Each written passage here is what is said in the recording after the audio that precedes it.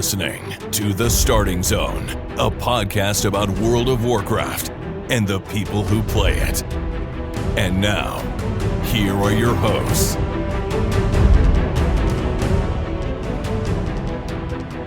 Well, hello and welcome to The Starting Zone, the podcast about World of Warcraft and the people who play it. Today is December 27th, 2022, and my name is Spencer Downey. Thank you so much for listening and subscribing to the podcast. I'm joined today, as always, by my co-host, Jason Lucas. Jason, how are you doing this fine Tuesday?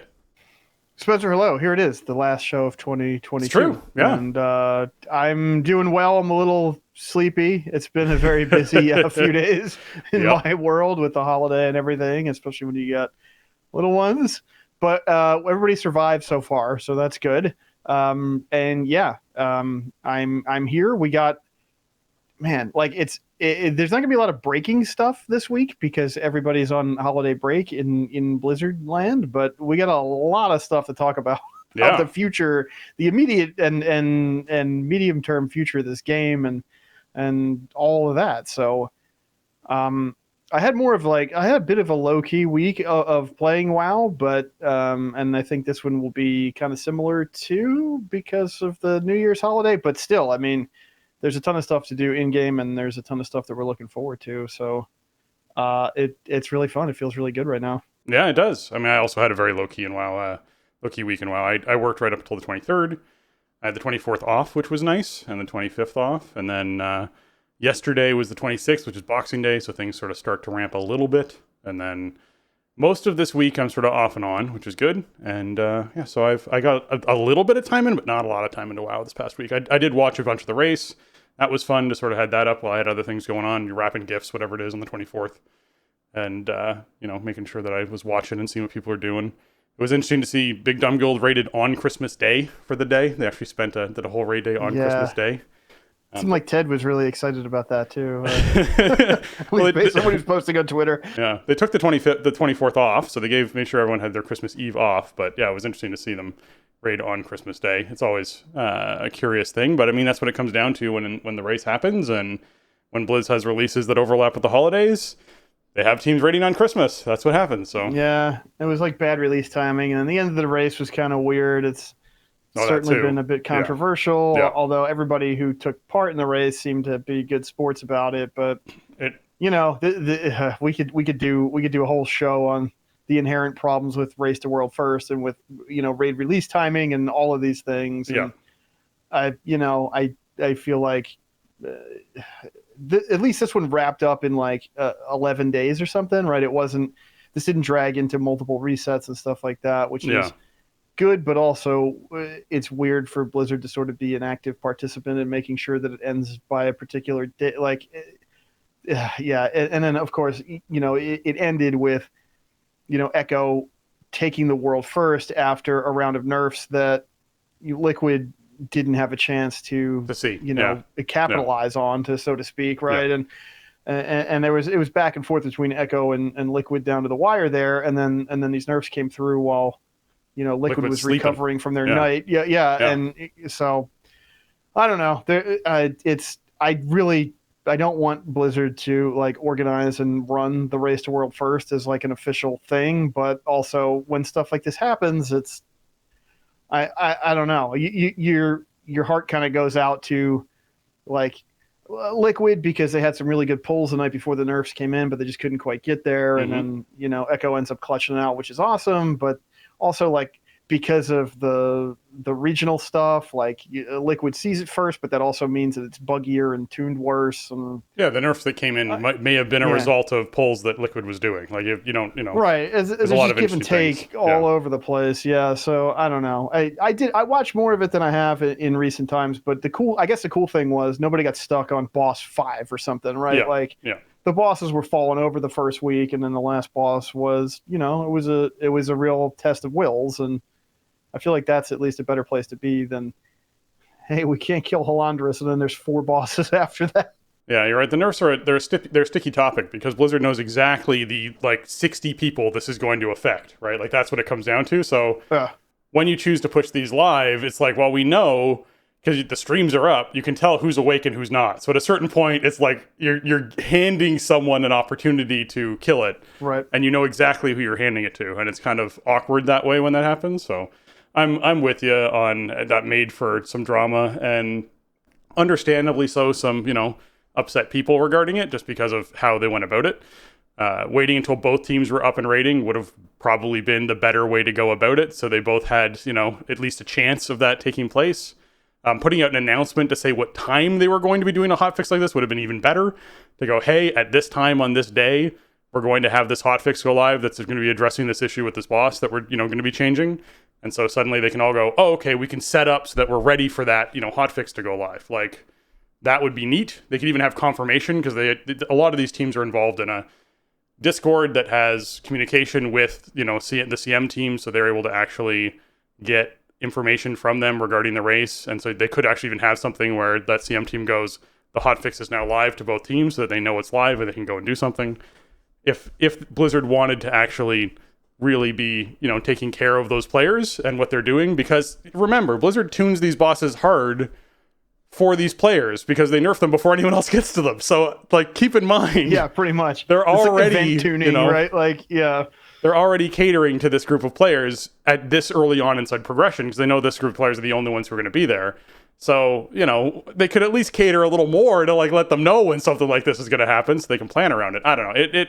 It was a whole bag of worms. Yeah. It's just rife with all kinds of weird problems and edge cases and stuff. And I mean, this is part of the reason why, I guess, for me, I don't want to see it become an official thing, and I don't want to see Blizzard put money into it, and I don't want to see them offer prizing and stuff like that. Yeah. I think they are already too involved in it, since it has become a live stream event, like more than I'd ultimately like to see them be. So, yeah, man, it's really good. It's good pub for the game. I mean, geez, the category was on fire on Twitch for the duration of the whole race. It's a cool opportunity for people to check out the game and for them to showcase it and stuff. So I get why Blizzard likes having eyeballs on it, but it's not like an esport, it's really not. It's not actually like competitive in that way. And realistically, there's only, a very small handful of guilds that have a shot at world first in this day and age. And yeah, it's the on the fly, like, live tuning of the boss just creates all kinds of weird problems. So, hey, at least nobody got stuck for an entire week on a boss midway through the instance. Thrilled about that. I'm thrilled that, the teams that were supposed to get through to the last boss got through to the last boss. They killed it within the window that Blizzard was hoping for them to kill it within. They killed it within the window that Sloot was, looking at good prog for a lot of these teams, that 9 to 11 day kind of window.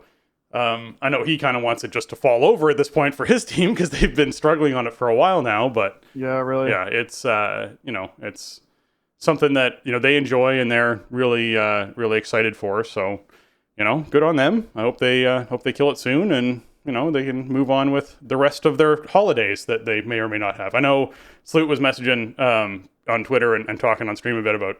He's going to do a delayed Christmas stream, basically. So if you're fans of him, keep in mind there's going to be, like, the race will finish. He'll suddenly pop off with a bunch of non-WoW related things that are very Christmas oriented, because I think he just needs that, like, rush for him to celebrate that. So yeah, it is what it is when they drop stuff during Christmas, for sure.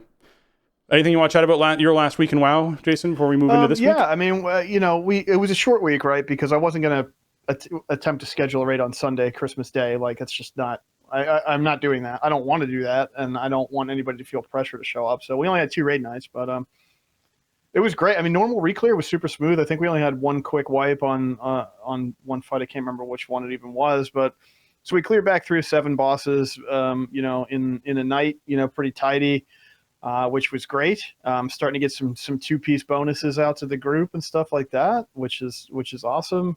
We went back into Heroic, re-cleared Aranog. Aranog is a super freebie, it feels like, on Heroic. It feels like, more chalk from Dragon Soul levels of easiness, so that was awesome. And we ended up getting Taros. Not too many pulls. We spent, like, I don't know, probably not even an hour on Taros. That was pretty good. I mean, it got a little hairy, because it's one of those fights where you run out of space, right? So you sort of have no room left, and when you're on that kind of lower end of the gear curve and people aren't really optimized too well, it can be kind of hard to beat the clock. So I think on the kill, like a bunch of people were dead. The room was full of crap, and there was just a few of us who could survive and sustain out long enough to get that last couple percent. So, which Warrior's very good for now since we have so much leech. So that was cool. And then we had a pretty good look at the Primal Council on Heroic.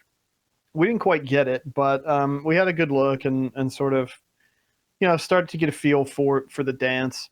Again, like we had a pretty big group even last week, so fights like that are just harder because there's more stuff. The room doesn't get bigger. The size of the effects doesn't scale down with your group size or anything, so there's just more targets on stuff, and that fight has effects that jumped other players like the lightning rings. So, that I think we're in good shape on that fight to clean it up this week and look at the next one on the list. But we didn't quite get there. For dungeons, actually, the first tyrannical week of an expansion is always a little spooky, but it didn't feel too bad. I got like 10 plus keys in for the week, so I got my 3 dungeon choices. I topped 1600 rating, and I have 2 dungeons I didn't do at all, and I have 1 dungeon I didn't get any score on tyrannical last week. I did the dungeons I did with my normal crew felt really good, felt pretty smooth, felt pretty doable in that like 12 to 13 range. We're not doing anything, super intense quite yet, but still we're learning the intricacies, learning what mobs are dangerous, learning how the bosses actually work with the first tyrannical week, right?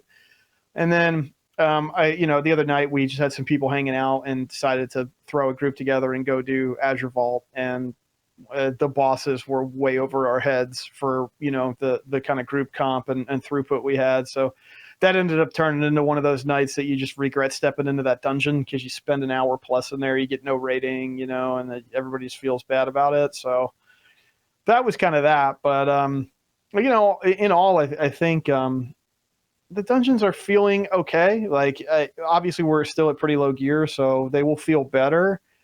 I will say that all of the old expansion dungeons feel pretty good, and the Dragonflight dungeons feel a little more intimidating, I would say, from my experience so far. So this week's looking like a pretty good fort week, and I'm hoping we got time to get some of the crew together and get some more dungeons in and see if we can push up a little bit higher out of that 12 to 13 range and see what's going on up there. Because I don't know. I guess that's the one thing I wish I had more time to do right now is just get the team together and do Keystones, because it's always pretty fun and rewarding at the in the early days of the season. Yeah, it's going to be even more rewarding this week though, because we have some events going on that we want to chat about. So yeah, true. Let's dive into those right now.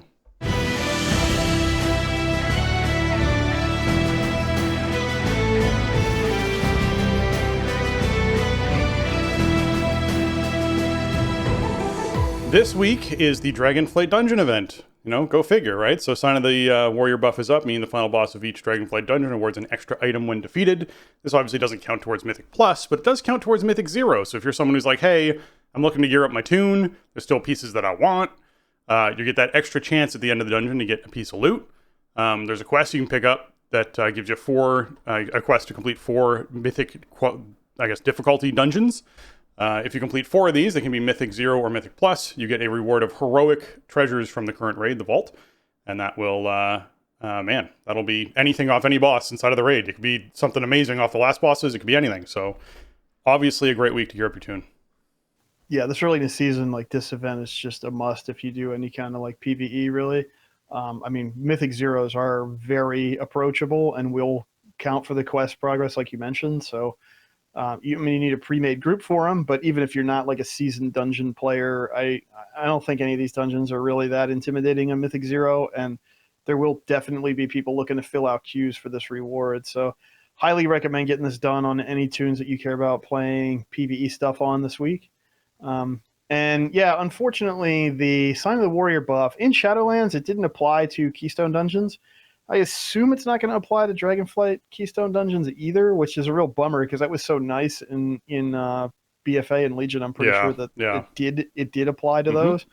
And dungeon drops, especially from Keystones, are they can be really obnoxious because there's a particular item that you want. You're only going to get X number of drops, and they come out of the entire dungeon loot pool. They are personal loot. You can't trade them around if you don't have the requisite item level to do that. There's just really no way to target the drop or like funnel the drop. You just gotta, hope you get lucky basically. So having an extra item once every 2 months or 3 months would help a bit with that. You could really say, okay, this is the week I'm going to try to get that trinket or that ring or whatever. So that's kind of a bummer, but then again, I haven't done it yet, so I don't know. Maybe they changed it back for Dragonflight. I kind of doubt it, but it's a great week to get in there and do mythic dungeons and make it happen. Because, yeah, like you said, I mean, that could be a really juicy reward. You get a set item or something. I mean, there's no reason not to do this week if you are reasonably confident with doing mythic zeros, which is.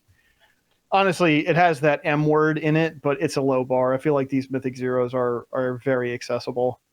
Yeah, and as much as the mythic word is scary, the mythic zero should be. I mean, it's literally the step after heroic. So if you can complete a heroic dungeon, most likely you can complete a mythic zero dungeon. Yeah, you definitely can. Like, it doesn't really feel that much different. It's just honestly, the bigger hurdles are you have to assemble a group and then you have to travel to the dungeon and get everybody inside. Yeah.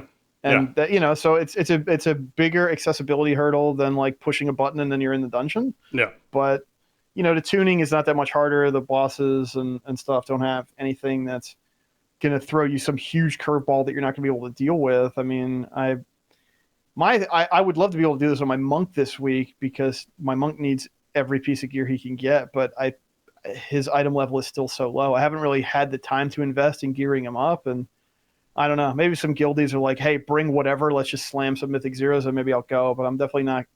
I'm not in a position with that character to be like, I'm going to troll the group finder and inflict this on other people. Like, I need like 40 item levels on him. Right. All right. The other things this week you should be paying attention to is obviously the Aiding the Accord quest, as well as the Siege on Dragonbane Keep and the Community Feast, the Shakar Grand Hunts, the Primal Storms, and of course, as Jason's mentioned the past couple weeks, Cobalt Assembly rep, as well as Obsidian rep. So, man, oh man, there is there's a lot to just sort of pick up and grab. A lot of these are weeklies, so you just sort of pick them up and progress them through your playtime through the week. With Obsidian Rep, you're sort of choosing which dragon friend you want to help for the week between the two of them, and then you get weekly quests associated with that. So just keep that in mind as well. Just be sure you're grabbing everything you can right off the bat, because most likely stuff you're going to be doing is going to be contributing to it throughout the week. Let me give you a little preview of other stuff happening this week while we're talking about Obsidian. Sure. Yeah. Darkmoon Fair starts on Sunday. Mm-hmm. My advice to you would be to not do any Obsidian stuff for the week until Darkmoon Fair starts and get your 10% rep. Because the weeklies you get from your dragon buddy of choice give you like 2,500 rep with them or something outrageous like that. It's a lot. So 10% of 2,500 is a huge bonus. And then you have all the other stuff to do for them, like if you have time to do it between, Sunday late night AM and, Tuesday reset in the morning, I think that's what I'm going to do. I'm just going to wait to do all of my Obsidian stuff for the week until Darkmoon Fair's up, because you get big chunks of rep for Obsidian. You're not getting... Like, there are sources that give, like, a little bit of rep, but you're not getting, like, 5, 7, 15 rep. You're getting 50. You're getting 250. You're getting 2,500, right? So the bonus stacks up really, really fast. So if you can, I would wait. If you can't wait to do the weekly quests this week, if you can't squeeze them in between Sunday and Tuesday morning reset, don't forget you'll still have Darkmoon Fair left next week for next week's weeklies as well.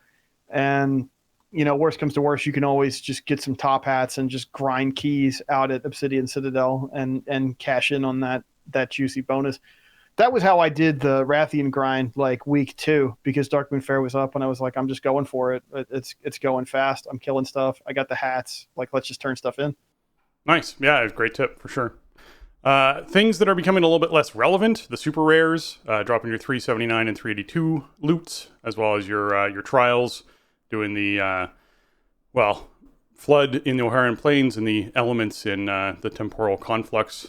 So if you're someone who's gearing up slowly, you might be starting to cycle some of these things out of your rotation and focusing on more things like Jason talked about, doing a grind for reputation, might be something more you're keen on. Maybe it's making sure you get all your Mythic pluses in for the week or Mythic zeros in for the week. Whatever it is. Yeah, I mean, I'm pretty sure that the stuff caps at like 382. I haven't seen anything from any of these activities higher than 382 in a couple of weeks now. So I've debated leaving this in the notes because, even like LFR has better stuff than this to some degree. But if you're gearing up a new tune or whatever, if you're like fresh, you probably want to be doing the stuff when you can to get some pieces for basically free. But if you're focusing on one character, or if you're like LFR queuable or higher, then you can probably check these off the list. This is really going to cycle out of relevance for most of us very soon. But I figured, you know what, we'll touch on it this week because people are the expansion is still pretty new. It's almost a month old as of today, right? So there's people still drinking it in, working on characters, leveling stuff up. So if you need something in that 379-ish range, don't forget that stuff is out there. Yeah. The obviously you want to be doing the weekly Profession and Artisans Consortium quests as well. The dungeon quests for the week are Ruby Life Pools and Ruby Life Pools 2, Lost in Valdrakken. Basically, just pick up these quests, go and do Ruby Life Pools, and you'll be benefiting from the double reward, which is pretty awesome. Yeah, this is nice that it's doubled up. This is a dungeon that's in the Keystone Pool. And they did fix it. I think the first week it was busted and you weren't getting the quest items on Keystone. But last week, I definitely did get quest items on Keystone. This is a Keystone applicable dungeon. So if you do 1 Ruby Life Pools, you get 2 dungeon quests completed. You can't go wrong with that deal, even though Ruby Life Pools is maybe one of the trickier dungeons. Will definitely be on my list this week. Because, man, you get like a 50 rep token with Valdrakken Accord, and then you get a 250 rep token with a rep of a major faction rep of your choice for each of these quests. I mean, that's a lot of rep for not that much work. Yeah, that's a ton.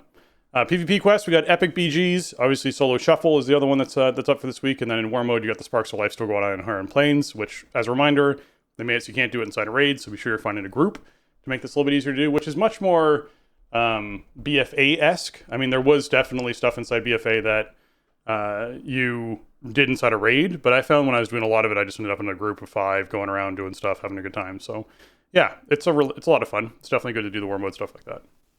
Yeah, and I think I could be wrong, but I think this is the first time that Solo Shuffle has entered the weekly PvP quest rotation. I can't remember if there were any in Shadowlands. I think there was one. Yeah. Yeah, it's obviously like the newest PvP mode, so it's not something we've seen a lot of. But if you are a solo shuffler, don't forget to pick up the quest before you do your solo shuffle for the week, because you can cash in some extra on that.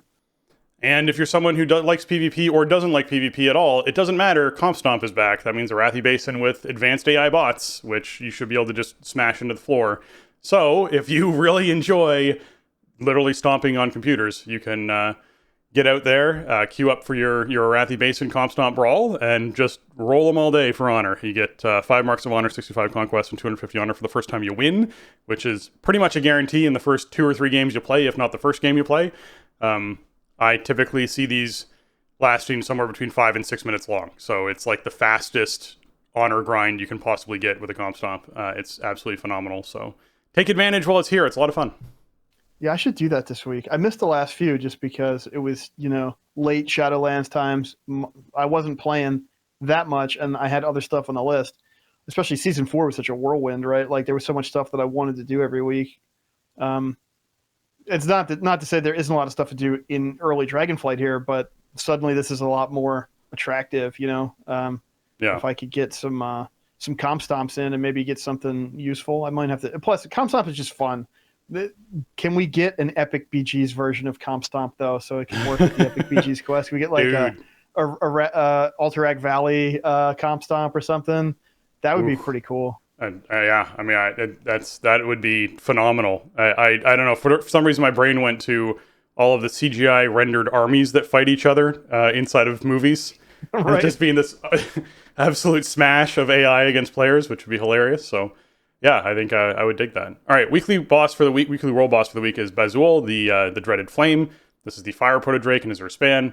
You get some 395 loot, so if you head out to Azure Span and Knock this boss out, you're getting yourself either some plate wrists, mail feet, leather waist, cloth chest, or a heavy haste ring with crit. A lot of these sound really nice. So It's like 700 haste. It's insane. I did not get this. I wanted it. I didn't get it. So better luck to you if you would like a 700 haste ring. This boss is pretty simple, but I will say it has this ability that puts like circles around players, and when the circle expires, it leaves lava on the ground that lasts for like a minute, and it hurts. So if you see a circle around you, please run away from the boss and drop it. You fight the boss in kind of like that volcano section of Azure Span, and it's sort of in this little nook. It sort of has this little enclosed area around it. Try to get your fire circles out to the edge so people have room to operate and they don't have to stand in fire, because people will be running back and forth with their fire circles quite a bit. So drop it outside of the high traffic area there. Yeah. All right, Mythic Plus wise, we got Fortified Sanguine Volcanic, meaning that non-boss enemies have more health and inflict increased damage. When slain, non-boss enemies leave behind a pool of ichor that lingers and heals their allies and damages players. And while in combat, enemies periodically cause gouts of flame to erupt beneath the feet of distant players. So this is actually a great fortified week. Holy man. The only thing that sucks is when a fortified trash mob walks through a sanguine pool and heals for more, because they have more baseline health. It means that they then heal for more because it's percentage-based healing based off of the pools. But if you manage your sanguine well, this is quite the push week. You'll be stomping through trash pretty quickly. And Volcanic is only going to be targeting, your healer or your one ranged or whatever it is that you have out of your group. If you have a whole ranged group, then they just have to pay a little bit more attention. But in general, most groups I see run with 1 or 2 ranged, and those 1 or 2 ranged just have to not stand in Volcanic. That's about it. So, man, oh man, the only time this could get really spicy is if Volcanic is spawning near a player where you're trying to clear Thundering. That's the only time I could see this being a problem. Or if players get walled off by Sanguine, and so they're trying to move together for Thundering and have to run through Sanguine to get to the other player, then you can get a couple of spicy situations. But in general, I think this is a great week for Mythic Plus for Fortified. Yeah, I think, okay, it's the 3rd week of the Keystone season, but if we were going to call anything a push week, I think this is the first thing that we've seen that you could call like a push week. I feel like this is a really favorable affix combo. Like, your tank needs to be smart with Sanguine, and you need to be your whole team needs to be on top of kill order with Sanguine, because there are quite a few mobs that sort of ranged auto attack that are difficult to move. So you're going to want to blow up the archer type mobs first and then kite away from where they die, or you want to have displacement handy to, yank stuff or, knock it away from a position if you end up, having an archer die in a bad spot. But like, I think of Noku Defensive, for example. Like, every pack has at least 1, if not 2, of these ranged auto attackers.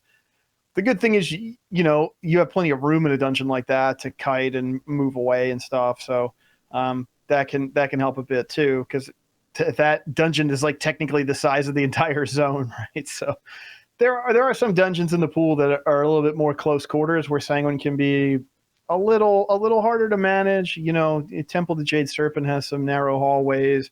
Azure Vault does as well. You have to be aware of it, but Sanguine it's not as bad as it used to be with the 20-second timer it's on now. Your tank should just be ready to start kiting stuff around once its health gets in that, like sub 10% range. Once stuff starts popping, you want to make sure it's like already moving so that it's out of the pool when it starts growing, and then its pool drops while other stuff is moving away from it. And yeah, overall, I think it's a really good combo. Volcanic is disruptive, but it's not deadly. And if you have a mobile caster in your group, for example, or a mobile ranged player like a hunter or something, like, they're just going to sidestep and keep going. And, even if you get hit with it, it might cost you some uptime, but it's not going to kill you. You're not going to die because you got hit with Volcanic. So, it's definitely possible to play around these affixes, pretty simply. I think you just have to employ a little bit of strategy with Sanguine and just some awareness with Volcanic, and you'll be fine. Also, like, they don't react too badly with Thundering. It was kind of funny. Our first week where we looked at Thundering, we had Quaking, and Quaking Thundering really sucks. That's not a great feeling combo. Last week felt much better with managing Thundering without Quaking in the mix. And this week, again, there's really nothing that's going to prevent you from clearing your thunderings easily when it's time, unless you get some really very bad volcanic luck and timing where you're trying to run out to somebody who has a volcanic in between you and them, and they don't move around it, and you run through the volcanic and get hit with it and popped up into the air, and then you get thundering stunned because you didn't give yourself enough time or something. But no, overall, I mean, I can't wait to hop into some dungeons this week. Looks like a great combo. Yeah. Feast of Wintervale is still on. We actually know what's new now because we have passed that gift opening time. The Falling Star Catcher, you basically become a Star Catcher, use again to knock back nearby players, as well as the Falling Star Flinger, where you become a Star Flinger and use again to fling a star to Star Catchers. So, it's like playing catch. Everyone was running around Ironforge just playing catch with each other. It was really pretty and nice. So, yeah, that's certainly something that is cool to check out. There's also the Feat of Strength, The More You Know, where you catch 100 falling stars using the 2022 Wintervale gift Falling Star Catcher. So, yes, I really enjoy this feat of strength. So, yeah, I'm looking forward to. I actually didn't do the 100 thing. I need to knock that out, but that's something I assume you can do year round because it's a feat of strength, and once you have your Falling Star Catcher, you can just do it whenever you want. So, yeah. Yeah, there's no time. It doesn't say do it during Feast of Wintervale 2022 or anything. So I don't know if there is a time restriction. It's not indicated. So I think you could just do it once you have the toys. Just don't forget to get them before the 2nd. Go out to Ironforge or Orgrimmar and open your gifts. Yeah, there are 2 separate packages, so don't forget to loot both of them so that you can fling and catch the stars. And yeah. So, yeah, not like a huge update for 2022, but that's fine. We got enough going on. We'll just take our presents and move on to the next thing. That's fine with me. Yeah. And then, of course, there's still all the pets and mounts and toys and cosmetics and recipes and everything that exists previously from the previous holidays. So if there's something you're going out for, don't forget about your minion of Grumpus mount out by your garrison back in Warlords of Draenor if that's something that you're looking to pick up. So lots of things to do around the holiday. And if you have some time this week, be sure you're, taking advantage if you can. There will be a fireworks celebration, as usual, on New Year's. So it's going to start up at 6 p.m. Pacific time, so that's 9 p.m. Eastern, on the 31st. And it's going to run until 6 a.m. Pacific time, 9 a.m. Eastern on the 1st of January. Basically, every hour, there's a fireworks show that kicks off in the capital cities. So you can be sitting in the capital cities. I've always enjoyed Stormwind, just sitting back and enjoying all the fireworks that take place. It's a lot of fun. So take advantage when you can. See these things, head out there with friends, take some fun screenshots. Some stuff that, 5 or 6 years from now, you can link to your friends being like, wasn't this fun? Like that's what I like about them. Some desktop wallpapers, whatever it is. Yeah, I mean, there's no like gameplay impact if you don't do this. But if you're hanging out in game and you're waiting for, I don't know, somebody to log on, or you finished what you were doing for the evening on New Year's Eve or whatever, yeah, go post up in a capital city and check it out. Yeah. All right, Darkmoon Fair, as Jason mentioned earlier, is running. It's going to start up on the 1st, and it's going to run until the 7th of January. So if you're somebody who wants to take advantage of that extra rep, if you're wanting to get your tokens, your pet battle tokens, you get extras of those. Take part in the races for achievements, the dance for, dance stuff for achievements. There's all the profession stuff, all the profession skill ups that exist there. There's reputation stuff that you can sort of take advantage of. There's just a lot. There's a lot of things there. There's the Darkmoon Fair tokens that you collect if you want to get your dirigible. The fair is always popping off. So if you're wanting to take advantage of that, be sure you're heading in there and taking advantage. Yeah, it's hugely important right now for professions because you get skill ups and you get knowledge. And man, if you are a crafting profession, like if you craft equipable items on a server that's pretty dead in terms of overall economy and population, you have very limited options to get skill ups, right? Like I can only skill up my blacksmithing from making stuff that uses sparks of ingenuity, and I only have had 2 of those so far. And so I can only craft stuff that uses them if people put in crafting orders, and that is not happening for me on a regular basis. I just got a couple today from Guildies, so I got up to like 75. I need a lot of blacksmithing skill yet. So yeah, I can't wait for Darkmoon Fair to come back around so I get a few more points just for doing basically nothing. I mean, you have to do something, but you don't have to do very much to take part in the Darkmoon Fair profession quest. So don't forget to do those once Sunday morning hits. Yeah. Okay. Dungeons and Raids hotfixes. A whole bunch of hotfixes came in as we expected. Lots and lots. As far as your vaults go, they adjusted the Shriekwing Whelps so that while they were out of combat, they are not considered targets for area of effect or chain abilities unless they are directly targeted by them.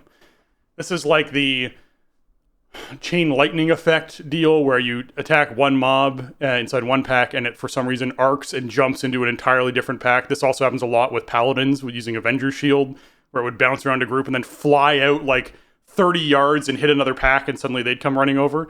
Yeah, that's what this is addressing. Yeah, and I mean, these things are the Shrieking Whelps, like you really want to just avoid these, right? And in a couple rooms you can literally just run around them and just avoid the circles around them and then they won't do anything. But if you aggro them, they start a cast, and if the cast finishes, they wake up the like stone elementals that are in the vault, and then you got to deal with that. You don't want to deal with that. You don't want to fight those things, and you don't want this to happen. So you can stun up the whelps and kill them off and stuff, but it's really bad if like a chain lightning or something jumps to it and then puts it in combat when you weren't expecting it, and then you don't react to it in time to kill it or stun it up or whatever, and then you got more trash to fight. You don't want that to happen. And Yeah. I don't know. It's always good when they change the behavior, because if you have an AoE or an ability that jumps to another nearby target, and it hits something you're not in combat with, that's almost like never what you want to be doing. It never feels good. So I'm glad they changed that behavior. The Shrieking Whelps are really more like obstacles in the dungeon than mobs, really. Yeah. As far as dungeons go, the Temple of Noko Defensive, the Primal Thunderbeast chain lightning damage was reduced by 30% on Mythic Plus difficulty. Hey, everyone rejoices. Yeah, that thing hurts pretty bad. Well, it doesn't hurt as bad as it used to. I think that was a good call. This is one of those abilities where it's like people start pushing into higher fortified keys, and all of a sudden the Thunderbeast is like one-shotting people, and it's you gotta give it some room to scale up. Yep. As far as the raid goes itself, the Unstable Earth Detonation, Frost Detonation, Flame Detonation, and Storm Detonation all got nerfed. They all got reduced by at least 40%, so at most 40%, in some cases 36% on all difficulties. So them just making this a lot more accessible for players.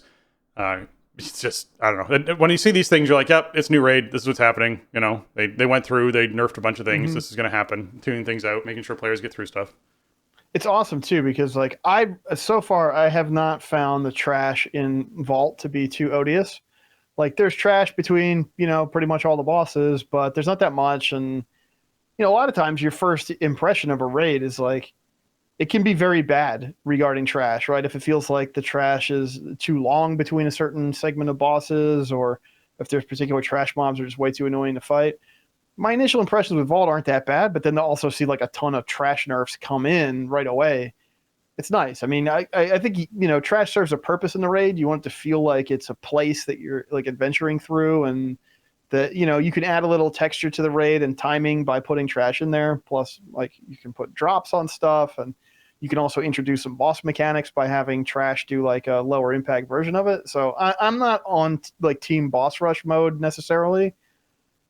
But I'm glad to see that with this one, they're, they have an eye on this early on, that we're seeing trash changes just to keep the pace, right? Because you get too bogged down with trash, or trash is like too punishing or dangerous, then that throws off the balance and the timing in the opposite direction, right? Now you're putting too much onus on the trash to like extend out the raid, and that's almost never fun. Yeah. They also reduced Awakened Juggernaut's health by 17% on all difficulties. So like they're tuning stuff, making sure it's going to be fun.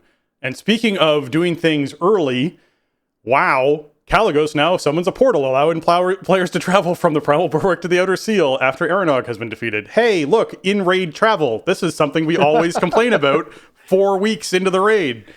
Yeah, like I wonder if this was just an oversight and it was like bugged or something, because I guess the first week I didn't even notice because we were kind of just in there all night and then bouncing out to end the night. But like, the first week, I guess there really was no way, like once you had done the beginning like intro section with the dragons and with Aranog, like there was no way out of there other than Hearthing. And the raid's not that far from Valtraken, but that's still obnoxious. Like if you just bounce outside to use a summoning stone or whatever, Like, yeah, this is way better. So, don't know if it was just something wrong with it where they couldn't turn it on the first week, but glad to see it. Yeah. As far as the actual raid bosses go, we saw some nerfs to Dathia the Ascended on normal, trying to bring that boss more in line with players of those groups and making group size scaling a little bit better. So if you're someone who is getting stuck on Dathia the Ascended on normal, it should be easier for you to take down this week, which is good. We also had Razageth nerfs, as we sort of mentioned early on. This is where the mythic ones sort of came in. But to begin with, the health of the following enemies has been reduced by 50%. They just halved all of it. Surging Ruiner, Oathstriker, Vanguard Stormseeker, Acolyte Frostforged, and Zealot Flamesworn Herald. Also, Thundering Blast can no longer damage pets, which means you no longer have people's pets dying mid-encounter and having to try to bring them back. And then the mythic ones, where Razageth's health was reduced by 5% on mythic difficulty, which means all of these 3% wipes that were happening before, now the boss is dying on all of those.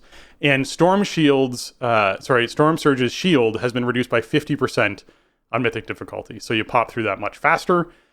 And then they also fixed an issue that could prevent Volatile Sparks from spawning, so, you actually got some Volatile Sparks spawning more often. But anyways, it's one of those, 5% health nerf is a big deal when the race is at that 5% point. That's hey, here's what you need to kill the boss, basically, right?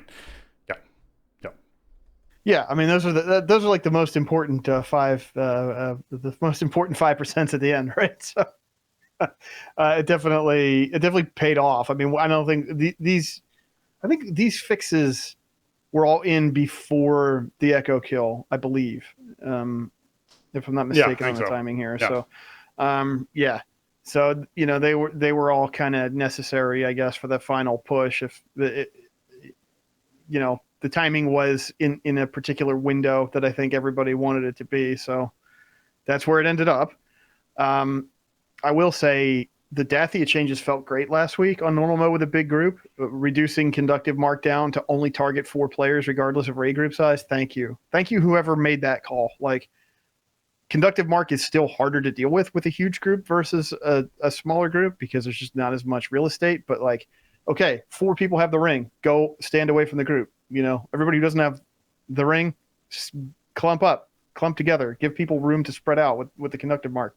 Okay, wait 10 seconds. Okay, we can continue the fight now, versus it going out on 7 or 8 people at the start, and then it immediately jumps to 8 other people, and then you can never get rid of it.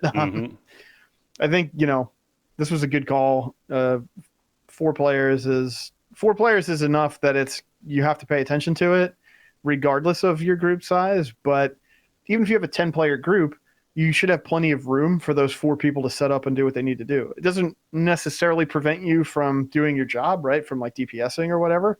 You just have to watch your positioning. So, even smaller groups should have plenty of room to deal with it, and larger groups should be able to manage it a bit easier without having it jump everywhere. Yeah. All right, as far as professions go, they can now socket profession rings. Ones that you've crafted can now use the socketed item on them to give them sockets, as well as the Cobalt assembly rings. So if you're someone who's I've been getting garbage from my vault, which I find hard to believe because if you've been putting any effort in your vault at all, you're probably still getting good things out of it. But if you have been choosing things to get sockets, you can start socketing these items as well, which is great to see. So a little oversight there being fixed. If you're someone who, they basically said, if you're someone who had this go, we're online when this went live, you got to log out and log back in for it to fix. But I mean, obviously by now you have, so yeah, it's all up and running for people. Yeah, I mean, I think the Cobalt ring, I don't know. There might be some people who particularly are interested in the procs on those because they have special effects in addition to the stats. So I don't know. Maybe that might be particularly attractive. Profession gear could be a really big deal too.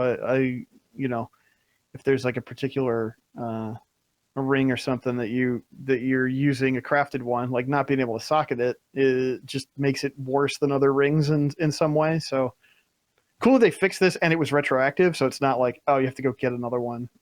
Even a vendor ring that you just go buy, that would just be irritating. It would be. Yeah. So it's cool they were able to fix it that way. Yeah. In Solo Shuffle, they added something new, and this is actually something that I kind of have mixed feelings about. If you get 100 wins over 2,400 in Solo Shuffle, you now earn a title, and you also earn an achievement. The title is Legend, and the achievement is Legend Dragonflight Season 1. The issue I have with this is that it's not the Legend, because how does it make sense to just have legend then your name, or your name then legend? Like, it doesn't read as well as the legend, because you could do, triage, comma, the legend, and that would be a title, and that'd be cool. It'd be neat to see. Just having legend before or after your name isn't as nice. So, what's up with that? Yeah, that's a little bit weird. Yeah, Legend 2 name is, yeah, I don't know about that as a title. It's kind of, I don't know. I guess it depends what your name is. I guess. Depending on how you named your tune, the results may vary a bit. Yeah. So I feel like the legend, and it's comma the legend, so it happens after your name, or the legend and then your name after it, just works better and flows better. So I find it odd to be like, yeah, just legend. That's what we're doing. I'm putting it out there because I'm hoping they just tweak it. Just give people that, make it look right on people's characters. Anyways, as far as professions go, they have increased the amount of primal chaos gained from Mythic Plus, particularly in the 5 to 15 level keystones, to reduce the total runs needed to earn the primal chaos to craft equivalent levels of profession gear. So there's a big shift for everybody who's looking to craft some stuff. Glad to see it, making that a little bit easier for folks. Yeah, I mean, primal chaos, you need a ton of it. Like if you want to craft stuff that is relevant as you start kind of climbing the Mythic Plus rating ranks, where you're getting Valor upgrades and stuff, if you want to be able to craft stuff that's like on par with that or on par with raid gear, then you need a ton of primal chaos to combine with the other items that up the item level of your crafted gear. So yeah, like one of the best repeatable sources of those tends to be dungeons, and dungeons take a while to do, right? Even a quick dungeon run is going to take you, 20 minutes or so, even if you're doing like 5s or something, just specifically to get primal chaos. So yeah, up in the yield there, I think, is a good call, because again, like you need all kinds of other stuff to make these items too. Like the primal chaos is just one ingredient. Primal chaos is almost like Blood of Sargeras or something from Legion, right? Yeah. Where you get it from all these different sources, but you need a lot of it to do anything with.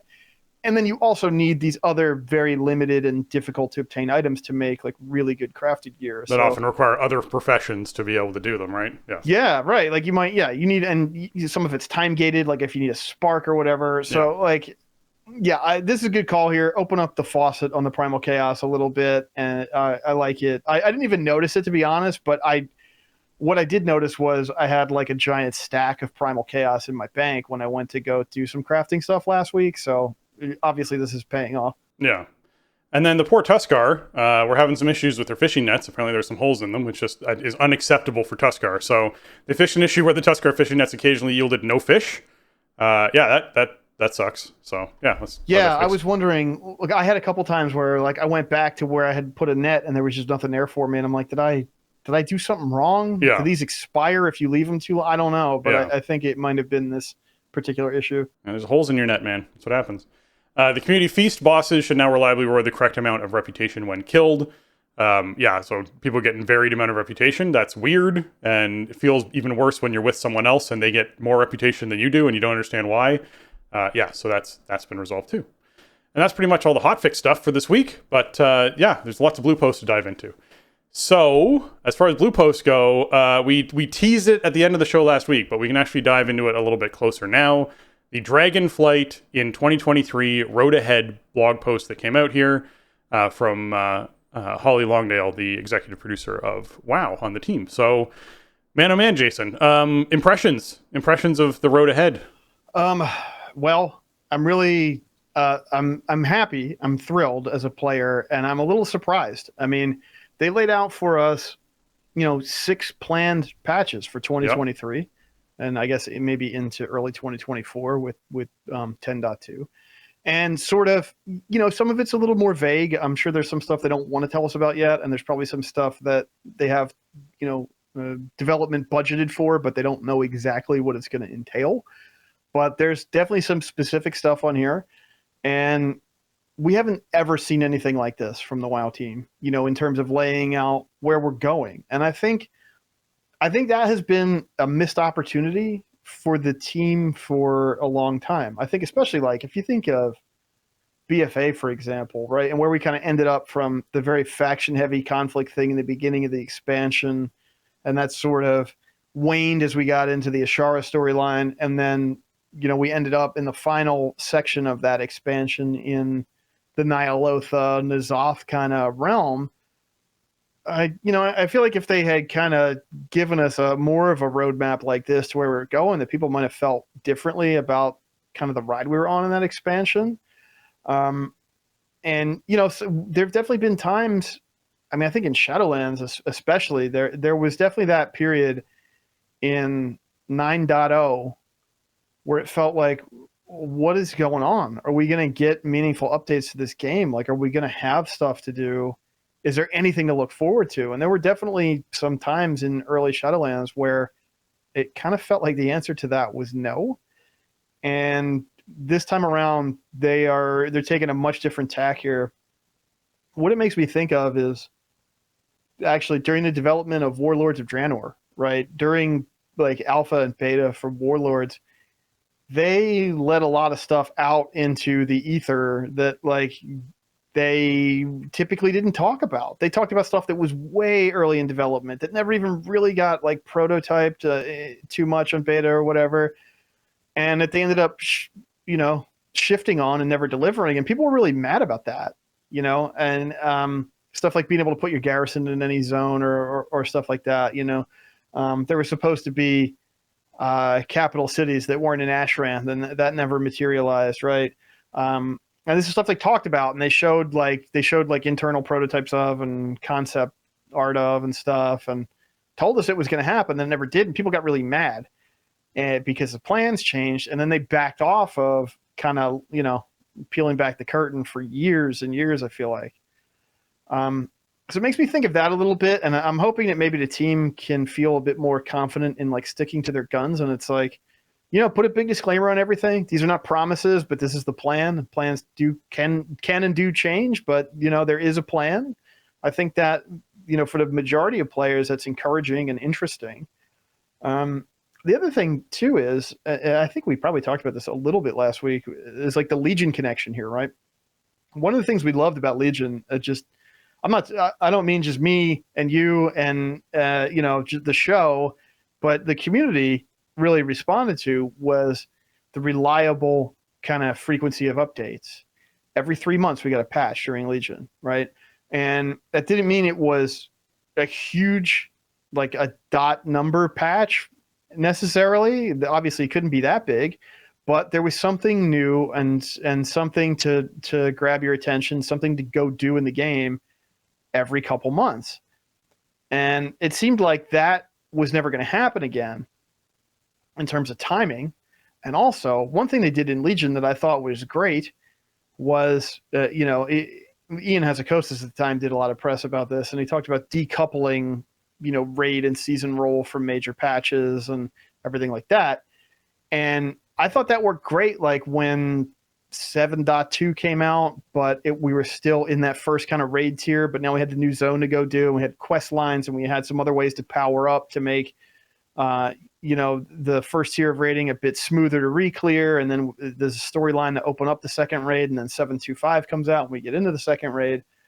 I thought that stuff worked great, and I was kind of sad that they never really revisited that idea.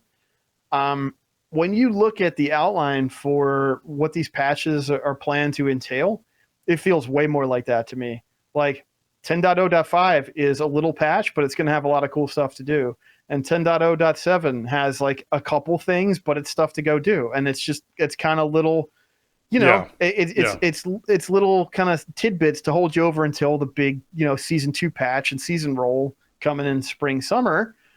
I think that's the way to do it. Like, we need a little something every so often. We don't need a new raid and a whole new season roll every 3 months, but we also don't really like to be stuck in what feels like stasis with a patch for the entire duration of a season either, right? So it's definitely like a tricky balance, I think, but they have so much variety on offer here. I mean, the things that really jump out to me on the schedule, of course, the heritage armor for humans and orcs. I love the heritage armor system. I've gotten all of them so far. It's something that always grabs my attention that I want to go do. Like, I'm going to do these in the spring when we get 10.0.7. Mm-hmm. I think it's cool to see that we're getting a new zone to go along with a new raid in each of season 2 and 3 as planned. mega dungeons on the agenda for summer in 10.1.5. I think the mega dungeon thing has been really successful as sort of an inclusion in the last few expansions of like, it has its kind of moment in the sun as this weird separate mode, like a really big 5-player dungeon. Then it gets split off into the Keystone system and everything. And I don't know if they called it out here specifically. I guess not. The other thing that kind of caught my eye that's on the horizon. I will talk about it, I guess, a bit with the 10.0.5 PTR notes, but we're going to get a big refresh for Trial of Style as well. A lot of new rewards coming through that system, and Transmog's getting a little bit of a revamp in 10.0.5. So that's all stuff that's a bit more concrete, whereas, as we get farther out into like patch 10.2, they say additional content and features. Like, okay, yes, there will be additional content and features in this patch. But I mean, we're seeing a couple rounds of holiday refreshes and updates. That the stuff that we've talked about recently is like some of that's getting a little stale. What I'm excited for that is it's happening in fall. So I think we're going to get a holiday refresh right before we hit Hallow's End, which is going to be super cool to me if they actually like dive into that deep. So yeah, that's super exciting for next year. Yeah, I mean, I think there's a lot of stuff in here that is, there are areas of the game that I've wanted to see them touch up a bit or revisit for a long time. In addition to all the stuff we expect from 12 months of the World of Warcraft live service, right? Like, a season roll and a big patch every 6 months. Yes, like we kind of expect that kind of release schedule over the years. But, that stuff will obviously play out and it'll be whatever it's going to be. And I think they're set up with the way the overarching game plays that stuff will be just fun to jump into and play right away. And it's exciting to me, but it's a given, right? You kind of expect that we're going to have that stuff over the course of a year of a WoW expansion. It's all the little tidbits in between that I think really fleshes the game out and makes it feel more alive for people who check in and play like every day or every week, over the course of a whole expansion's life. So really cool updates here and a cool commitment to the players and just delivering different stuff to go check out. My only hope, I guess, is that the devs can keep up with the schedule and that nobody's getting crunched and that they have the resources they need to deliver on this stuff, and keep to the schedule and deliver a quality product. And, I mean, obviously the games industry is, doesn't have a great reputation for being able to do that. And working on a live service game like WoW has got to be really hard on the devs who keep it running and try to inject this new stuff into it. So, they've been scaling up the team. They acquired a couple studios and rolled a lot of those personnel into the WoW team. So you hope that they have the bandwidth to deliver this stuff on, this kind of regular pace without burning people out. So that's the only thing that kind of I think of when I see the schedule. I'm like, this is ambitious. This is going to be a lot of work. So I hope they can take care of the people making it and still deliver a quality product in time. Yeah, I mean, I'm very hopeful seeing this. I think this lays out a roadmap that at least gives them objectives that they're working towards that are very clear as far as what we should be expecting inside of these patches, which as players is really exciting. And I would hope for the team it's exciting too, because it almost shifts their focus to be like, you know what, that new raid or new zone's important, but we also have to get this, these holiday updates out the door because they're going to be happening before that new raid and whatnot happens, right? So as much as you have a lot of things on the board, the deadlines are a lot clearer because they've now announced them publicly. So there's less room to sort of shift things around as much. I mean, obviously, they have the little caveat of content and timing subject to change at the bottom, right, inside of their graphic. But I like that they have this publicly clear because I think it even helps their team out a bit. You talked about the things that you highlighted that you really liked. I'm also down for the human and orc heritage armor. I think it's going to be great. I'm excited to see what they choose to do with the return to Forbidden Reach. That's going to be interesting if they're continuing the storyline on or what they choose to do with that. Holiday updates I'm always excited for because, like you said, we're like dying for holiday updates and holiday refreshes. The holiday updates that are coming in 10.0.7 I think will be nice because it'll be adding some things in to, potentially Easter and some of the other summer events. that we'll see right away. But that holiday refresh, using the word refresh and not more holiday updates, to me is what's super exciting. What are they choosing to do with that? Are there holidays that are kind of not really hitting the mark that they can bolster and boost and have something more rewarding come from? Are we going to get more t-shirts and free t-shirt day? Like what's happening with this, right? So I'm excited about that. Mega Dungeon, always cool, but as you sort of said, some of these things we expect to see, right? We expect to see a new raid, we expect to see a new PvP season, we expect to see the Mythic Plus pool change, we expect to see a Mega Dungeon, we expect to see a new zone. Like these things are like on our list of, yeah, this is coming, we know that. We expect professions to update because they're going to be nurturing the system through it. What I love to see is Season 2, Patch 10.1, user interface improvements. That's always the thing I love to see. Mm-hmm. I love to see it. There's always really fun stuff. There's more we're going to talk about in the show today that we're seeing on PTR right now, involved in those sorts of improvements. But when they put it inside of a major patch note like that, and it's not seen anywhere else, there's no other user system updates. They have content and system updates, but they don't have user interface improvements in any place but one, which means that feels like it's going to be more major changes. And I have my fingers crossed that part of that update is the chat window. Give me a better chat window. Get rid of this old school garbage chat window that we have and chat stuff that we're dealing with. Give us something new. That's what I'm hoping for 10.1 when it comes to the user interface improvements. I want better in-game chat. There's 4 add-ons that do it better at this point, if not more. There's probably dozens of them that actually exist, but 4 major ones. Take from any of them. I don't care. Just give me something better, please. That was one of the things that we probably made people who listen to the show sick talking about over the summer and stuff, talking about expectations for Dragonflight. And as we saw beta and PTR develop around the UI rework, is this is now a vector for continuous change. Yeah. Do not lock this in when Dragonflight ships. Let's see more improvements and changes to the new UI over the life of the expansion and beyond. Yeah. And we're already seeing that on the slate, which is awesome. I'm also excited to see world events kicking off in 10.1.5. That's really early in an expansion for us to start seeing continuous world events happening. So that sort of refresh to me is exciting. I'm also kind of curious if we're going to see what they did with the tail end of Shadowlands, where all of the raid bosses get their loot pools buffed and all that kind of stuff sort of tails along with that to make them remain viable from season to season. So I'm just excited because it's neat to see the layout for it, and a lot of these words that they're using in what's happening in each thing are words that I like to see. So I'm pumped for seeing what the year ahead is going to be holding for us. It's good. Yeah, this was sort of shocking to see this come through last week, to be honest with you. I feel like for a lot of reasons and a lot of understandable reasons, they've played WoW development, they played their cards really close to the vest over the years in terms of what's coming. I think they don't want to overpromise on stuff that they don't feel like they can deliver, which is probably a good call considering the way that the audience reacts to stuff like that, right? If you say that you're going to do something and then you don't do it, or it doesn't happen on the timeline that you kind of mentioned, then it's not really a great look to put forth to your customers and to your players. So you got to think that they're really confident in their ability to deliver on this stuff, and it's very ambitious, man. I mean, when was the last time we had 6 patches in a calendar year? I don't know. Did that even happen in 2005? Maybe it did, but the modern game has never seen this update frequency even hinted at. So I don't know.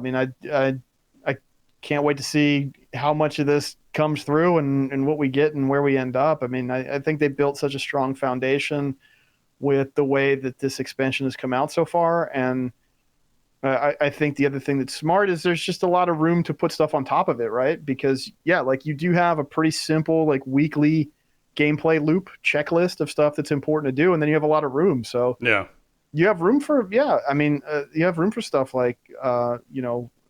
world events and the Primeless Tomorrow thing is coming in this next little patch that's coming up, and you can kind of add layers onto that, and obviously the profession system is very broad and very deep, and so you can add gameplay around that with these smaller updates. The game is sort of, I think, built better to support these kind of updates now than it was, say, in Shadowlands, where everything is tied to this, one major patch, backbone system. everything is tied to like Covenant, right? Like anything you do is going to throw off the game balance because of this existing feature, and everything needs to sort of respect that feature's place at the center of the expansion. And in a world where we're now free of stuff like that, I think it gives them a chance to add a lot of different layers into the experience. Yeah, when everything's tied to that one backbone, it means that when you do make changes, you have to do them all at the same time in one major patch, which means you can't do these frequent little things and tweaks that we all have been craving and asking for. So great to see.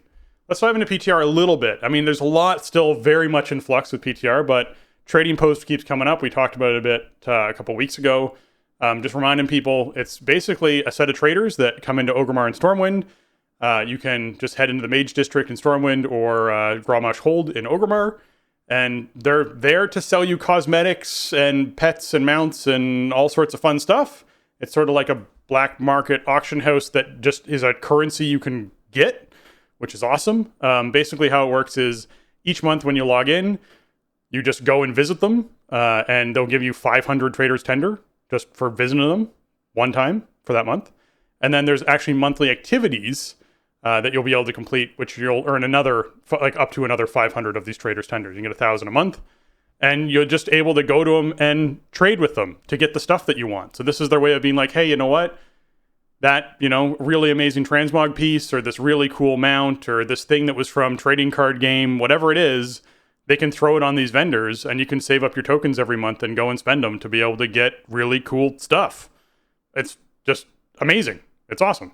So yeah, and the stuff we've seen data mine. This is testable now. I think like servers are up. I'm pretty sure, and the trading post is in there. So I have not, believe it or not, I haven't had a chance to check out Dragonflight PTR this week, but it is there. And man, some of the stuff they're adding, there's some classic stuff coming back that I think people will be interested in, but there's some new stuff, man. There's like a set of Warden armor that I've been waiting for that since 2004. To be able to make my character look like a Warden, and there's like a matching mount for it. There's all kinds of cool stuff. And again, this system it's self-contained, right? Like this is not a cash shop. You do not use your character's gold for it. Like if you have a sub in good standing, you get your tender, and then you have like a list of activities that you can do to max out your tender for the month. But there's a wide menu of stuff you can do. It almost reminds me of like Nook Miles in Animal Crossing New Horizons, if you've played that, right? Like there's all the stuff you can do, and if you do it, then you get this currency that you can use for these specific things. And this is like that. It's not like you have to do everything. You can do what suits your play style and what you want to focus on, and then you can get your tender for the month. And that seems like an awesome way to do it. We talked about this a bit when the blog post came out like 2 weeks ago. And when we first heard about it, I was just looking for like, okay, where's the cash hook? Where do you take my credit card information for this? Right. And that's not what this is. This is not how this works. This is just a place where you can go get some cool stuff for your collection if you want it. And if you don't want to have anything to do with it because you don't care about collecting literally anything, then you just don't have to. Yeah. It's your character is not going to be at a disadvantage because you don't have some cool mog. Well, what's cool about it is every month you can just go and talk to them once and get your 500 tokens, whether you care or not. You don't have to do anything. Yeah. Just go and talk to them. And then when something finally does pop up that you do care about, you'll have a ton of tokens saved up because you haven't cared about anything up to that point. Just every month you go, right? You'll be able to buy whatever you want right away. It's going to be super exciting. So I'm pumped for people.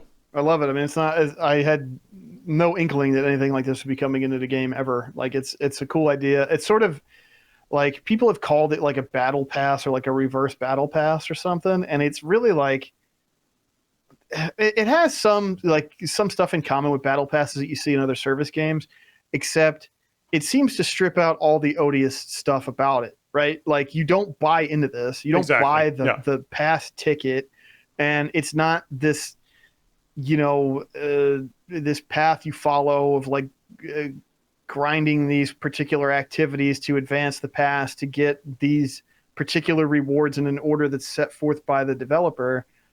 It's a store, and you get this particular type of currency to use at the store, and you get it under these parameters, and you spend it how you want to spend it. Like, It's kind of the advantage of WoW sticking with the monthly sub is that they can do stuff like this without needing to have that kind of monetization hook in it.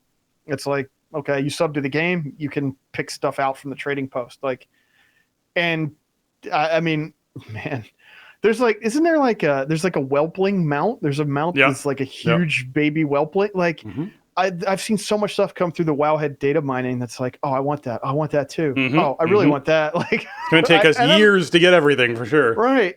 I'm not like a huge collector, but there's certain, like when certain aesthetics really push my buttons, then I get excited. And I've seen a lot of cool stuff from this already. And this, I assume this is only the beginning for the feature. Yeah. There's also the Storm Fury Primals event, which you basically go to the Temporal Complex in Thaldraszus, and every 5 hours you'll be able to sort of hop into the event. It's going to be spinning up. So that's something to check out if you want to check out PTR. Obviously, don't want to spoil anything on the show, but it's one of those neat reoccurring things that you can just choose to spend your time during the day committing to or not, and it'll be available, which is going to be kind of cool for people to sort of hop in and do. It's going to be fun. Yeah, I don't think this is I don't think this is live on PTR right now to test, even though the data is like in there, and it will be. You know, they plan to ship it with this patch. You get Essence of the Storm. And it just says which can be exchanged for rewards. I don't know what rewards are on offer here, but could be a cool vector for like a Mog set or maybe some gear to kind of bridge the gap between, the current Primal Storm stuff and like raid gear or something like that, or maybe even a little bit lower on the scale so you can get into just like heroic queue dungeons. I don't know. I haven't seen what's supposed to be on offer for this, but again, just another thing to add to the menu if you want to check it out. Like it seems cool, and I kind of like how they have this little primalist future nook in Thaldraszus where it's just a different way to tell a story and inject some other kind of gameplay in that feels kind of different from sort of the mainline stuff that we're doing out on the rest of the continent, which is cool. It definitely has its own flavor. So I don't, we'll probably learn a lot more about this soon once it's up for actual testing. Yeah. All right. Well, Druid class rework. This is a thing. Where they said at the way back when that they're done playing with talent trees for now. Well, we're getting a talent tree played with. They're going to be basically restructuring all of the trees except for the resto one, which is going to be passively restructured to the restructuring the baseline one. So you're going to see some changes to everything about that.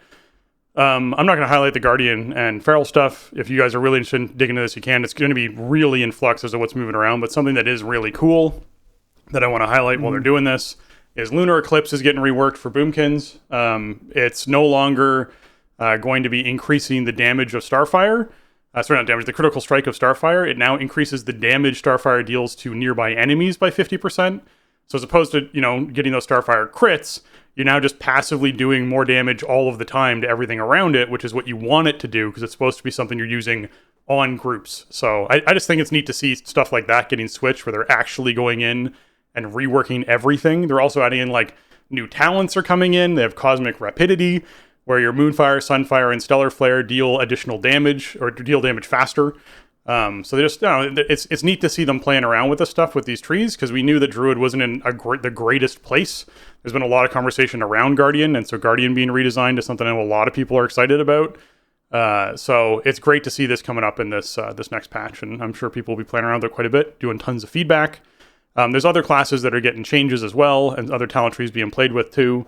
There's a ton of them in the actual PTR notes, which you can find instead of our show notes. So if you want to dive in on what's happening with your class and what's going on with that, be sure that you are checking that out. Yeah, there was also a big post, like I think 2 weeks ago now, from Randy about the Druid rework, which like broke the whole thing down. So if you're a Druid main and you haven't seen that, you probably want to look that up. I mean, we were talking just a minute ago about paying off some of the kind of hopes that we had for ongoing Dragonflight development with like the UI changes. One of the things that obviously you and I talked about, was like the Druid class, for example, and just wanting to see continued attention paid to class design and balancing. We sort of surmised that they hit a point where they just had to lock stuff in to get it localized and shipped with Dragonflight, and kind of with the hope that, all right, they kind of hit a wall with Druid, and a lot of Druids are really not happy with the overall tree composition. And so hopefully this gets changed in a future patch early on once the expansion actually ships and they have all this stuff locked in to ship the expansion, then they can change it later. And look at this, 10.0.5 on PTR like 2 weeks into the expansion. I mean, it's like best case scenario I think that we could hope for. I don't know. I haven't looked at it too close because I haven't even started playing my druid yet in this expansion. And also, I imagine stuff is going to be in heavy flux, especially early on in PTR. So it's hard for me to wrap my brain around it when stuff is changing that much. But really glad to see it. I'm glad that, you know, they're paying us stuff. I mean, this is all the stuff that we said, like, if they do it like this, then we'll be in a good spot, you know. And one of the things was about keeping their finger on the button when it comes to class design and using the talent trees to the best of their potential. You know, this is what we wanted. And I'm really glad to see that Druid especially is getting this kind of attention early on, because I think it needed it. I think they ended up at kind of a dead end where they had to lock in, you know, what the class and spec trees are going to look like. And I mean, to me, of the tank classes I was messing with, Druid just felt so limited. You know, it definitely has its niche and it has its places where it's powerful, but it felt like I couldn't build my character in a way that was satisfying. And I think that was just kind of a design failure. So it's nice to see him go back to the drawing board so fast. Yeah, I'm super excited about it. Seeing what they end up coming up with and where we settle out, because so far the changes they proposed have been pretty cool looking. So yeah, you already mentioned Trial Styles getting new transmog, so that's going to be happening in this patch as well as transmogs themselves. You'll now be able to use your common or poor, your white or gray quality items as transmog items, which is going to be super exciting for a lot of players if you want that more baseline cool kind of look. As someone who's been doing a lot of RP lately, I think that could be really fun to do. Because, yeah, walking around like you're in, you know, some incredibly fancy armor all the time is really fun, but it's also kind of nice to be able to wear some of the more basic stuff and play the game that way, which I think is kind of neat too. Be that Joe Blow kind of character. Yeah. Right. And there's some like goofy, there's some really goofy white and gray items too. You know, like almost like non-combat looking stuff. So you could do some really kind of more fun looks with it. And also that'll be great for Trial of Style as well, because it'll help you round out for specific themes or whatever. Like just opens it up. I mean, think of how many white and gray items there are in the game that all the stuff gets added to the pool now. Yeah. Also, there's a new toy that's being added to the game, the reusable oversized bobber. So as opposed to having to buy your oversized bobbers all the time for when you're fishing, you can now acquire this from catching 100 fish with the oversized bobber. So you use the actual purchasable item to catch 100 fish, and then you just get a toy, which is, hey, one more thing in your collection, which is awesome. But also, you now have that oversized bobber forever. You don't have to buy them anymore, and it doesn't take up inventory space because it's just a toy. So I think that's awesome. I'm glad to see it happen. This makes me think I got to start using some oversized bobbers because there's a new toy I can go get. So exactly. Yeah, put it on the list. You also got to fish.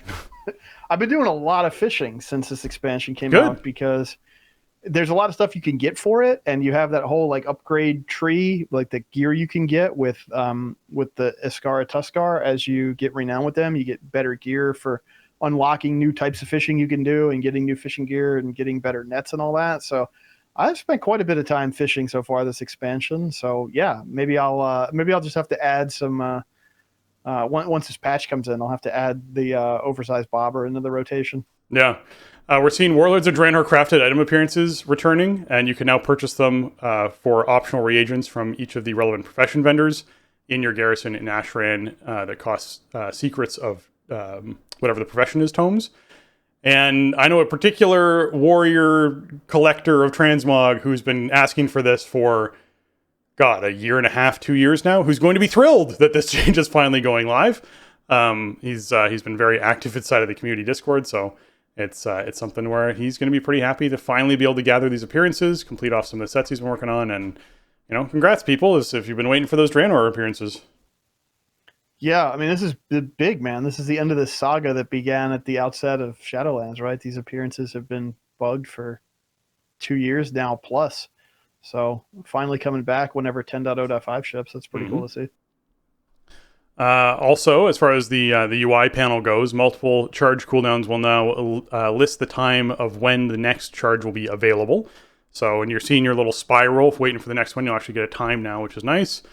You can track recipe. The track recipe checkbox is now available for recrafting. If you're someone who's doing recrafting a lot, you can track the recipes for it. And enchanting items will now display an enchantment prefix text in the crafting items window. So just some things for professions to make things a little bit easier quality of life wise. Crafting orders themselves, they added the use highest quality reagent checkbox to the customer, so you can actually make sure that people are using the highest quality reagents. That's what you want them to do. And added the option to reject an order by right-clicking on it under the personal orders tab, making that a lot easier to do. So big one for that. And then, of course, open all for crafting order mail will now auto-delete the mail after receiving the items. So your mailbox isn't just full of a bunch of empty mails. You have to individually go through and delete, or use an add-on to delete quickly. It's not fun. So glad that's in there as well. Yeah. There's a huge quality of life change, especially if you got orders for a bunch of shovels out there or something. Oh. You know, end up with a bunch of empty shovel mail. Yeah, you don't want that. Exactly. The overload elemental deposit and overload elemental herb has been slightly redesigned. So people who are out there doing a lot of urban and mining, the overloading cooldown is no longer modified by gathering or mining herb nodes. Overload is now taught to all miners and herbalists after collecting their very first elemental themed node. And mastering the elements unlock point now restores overload cooldown reduction function. So developers get in here and say, Overload offers the occasional moment to allow players to not only charge up their gameplay, but also to gain a nice bonus of extra elemental reagents, requiring a specialization investment to engage with the system felt too restrictive, and also did not offer all gatherers the same opportunity to try something new.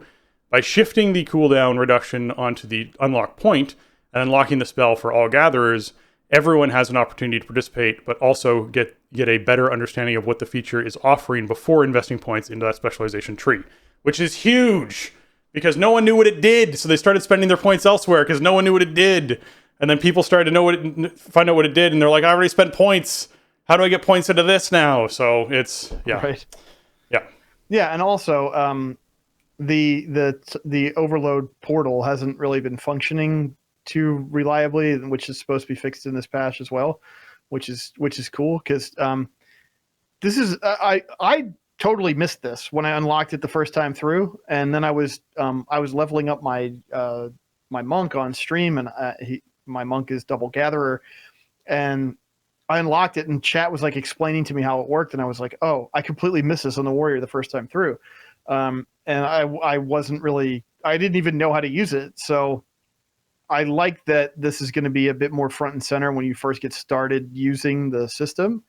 And, you know, if you have leveled up and spec'd out your gathering profession a bit, this is going to represent functionally no change to anybody who is already doing this. But it gives tunes or players that are new to gathering the ability to, like, understand what's happening and why they want to do it. And then you can spec into getting the cooldown reduction, right? Which if you're like on a big just gathering loop, you know, and if that's what you're doing, if that's what your gameplay is for that session, then getting that cooldown reduction and getting your overload up over and over again, it's nice. It feels like a cool bonus. It ups your yield on what you're doing. So but the rationale for the change, I think, is really good. It just gives everybody a chance to participate in the system, and then you can spec into, you know, the big benefit with the cooldown reduction. Yeah. In edit mode, they've added in experience bars, bag bars, additional bars for bags, and then the micro button bar as well. That's nice. It's just nice to get more stuff in edit mode. But also, the bank bag's background color has been adjusted to be different from inventory bags. This is actually one of those little quality of life things that I would have loved before I started using one bag, because I would so often go up to my bank and I would shift B, which opens all of the bags everywhere, and then slowly close out the ones that I want, and then I end up forgetting which ones are my inventory and which ones are the bank. And so you then like start doing the thing where you're like clicking on the bank bag to open and close it to be like make the window flash to tell which one you're looking at. Yeah, that's one of those things where like I never thought about, like, hey, if they could quality of life change this so that the background color was different, that would be great, and that's what they're doing. So yeah, I'm glad they're doing this. Just feels like 5 expansions too late for me at this point. Yeah. Well, hey, better late than never, exactly. As they always say. And but yeah, really, really nice UI and edit mode updates. This, I mean, I've heard a lot of kind of grumbling about not being able to move the XP bars or not being able to move the bag bar. So that's awesome. Great addition. I mean, I think at this point, once we're into 10.0.5, the big sticking point left in edit mode will be the mini map and clock. That stuff is still pretty locked in compared to some of the other UI elements. So hopefully that'll be on the list at some point. But I know people have been anxious to be able to move XP bars and bag bars and all that stuff within edit mode. So cool to see that coming up. And I mean, this is exactly what I wanted to see when edit mode became a thing, was like, let's have updates to it all the time. Let's not just lock it in and have it be the way it shipped. It's a thing that should always be receiving a little attention. Yeah. They have done some things to the talent window as well. They added a copy build button to the player inspect panel. So if you're inspecting someone, you can copy their build, which is great. Amazing. Yep. Amazing change. Yep. Wow. It's like, you can quickly copy a build from somebody in your raid that plays the same class or whatever. Or if you're like, hey, I need to tank a dungeon. Does anybody have a tank build I can grab really quick? You can just do that all within the game, all within the tools that the UI presents you with, man. Like, what a great addition to the talent system. I didn't even think of that one when we first started messing around with it. The import-export thing, but not a copy build button just in the window. Yeah, exactly. The reset all talents button now only resets one tree at a time, which is wonderful because, man, is it ever a pain to have to keep setting them all the time. So glad to see that. Great change. The matchmaking value is added to the scoreboard for rated solo shuffle is something they're doing. So you can actually pay attention to what your matchmaking value actually is now. Dragon riding world quests have a new icons that are a little bit more obvious and sort of separate themselves out so you know what you're getting into a little easier. And the dragon riding motion sickness controls have been added to the options menu. Basically, inside the accessibility panel, you now have the focal circle, where it adds a focal circle crosshair to the center of the screen that lets players focus on a more restrictive area to address motion sickness. And the landscape darkening, where you can apply a darkening effect around the outside of the screen that lets as the player accelerates. So it sort of makes it so you're less likely to see as much outside of the screen, doesn't draw your eye to it as much, lets you focus on one little point. I hope this works well for a lot of players. I know a lot of study goes into motion sickness in games and how to help players deal with it. And I hope these two things are really big for people who do suffer from it, because I'm glad to see them looking at it and coming up with cool ways to make it work. Yeah, this is awesome. I mean, dragon riding is a super cool feature, but you could definitely see how it presents accessibility problems because, first of all, you move around way faster via dragon riding than any traditional way to move around in the game. Mm-hmm. And with the terrain moving by that fast, and with the kind of altitude you can get to and stuff, with the amount of just visual information that appears on your screen and how frequently it's refreshed, you could definitely understand people having motion sickness issues with that. We've seen stuff come in to address sort of the mechanical side of accessibility that dragon riding can present with the follow option and stuff like that, to some degree at least. This addresses more that kind of visual processing accessibility layer that could be present. So cool to see that come in as well. I mean, dragon riding is awesome and should be as fun as possible for as many different kinds of players as possible. So I love that all the stuff is getting touched up so soon after release. It's a great sign. Yeah, I'm thrilled to see them diving in and working on this stuff. Okay, esports. Everyone wants to know what's going on with esports this year. When it comes to World of Warcraft, we have MDI and AWC, again, as expected. Total prize pool for their esports for this year is $1.6 million US. So that's spread, of course, across the two different sports as far as AWC and MDI goes. It's going to be just this big, giant prize pool that everyone sort of pulls from. The first tournaments that are coming up, there's going to be a $20,000 US prizing for each cup. And then the grand finals are going to have $300,000 US for that big prize, and $20,000 for the prizing based off of the gauntlet that goes towards getting to the grand finals. So that's pretty exciting. And then very similarly with MDI, that was AWC. Similarly with MDI, there's going to be a $300,000 US global finals with a $30,000 prize pool for each group that takes place. And so there's going to be groups that lead into, there's going to be time trials that lead into the groups that then lead into the global finals. So no big prize pool for the time trials, but obviously once you get into the groups, you're part of that prize pool. So you're going to be getting something, which is pretty neat and going to be cool to check out. As far as timing goes, these start kicking off on the 20th of January. and they wrap up in April. So basically January, February, March, April as your first sort of window into this first season, which also might give you an idea about when we should be expecting some things to a certain degree. If we know that the grand finals wrap up on April 1st or 2nd, there's some tinfoil hatting that can happen about when season end is going to happen based off of that. Keep that in mind.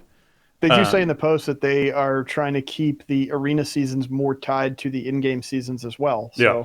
I think that's reasonable. I mean, I would say based on the schedule that they've presented, we shouldn't expect season 2 before the first week of April, but maybe not too far after that. Yeah, the first MDI season kicks off on February 1st. So that's when we're going to start seeing all that signups being open. And sorry, signups are going to be open now, but the actual season kicks off on February 1st. So you got some time to sign up. And then we'll see the season kick off, and they'll be doing that. There is going to be a great push. It's been wonderful, and they like it. So they're deciding on doing it sometime.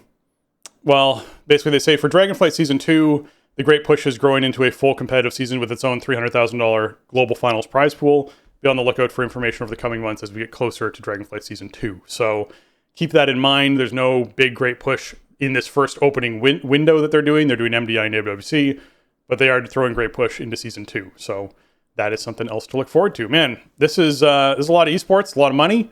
It's going to be a pretty good global finals. There's a lot of effort that goes into all of this from both the WoW side and from the player side.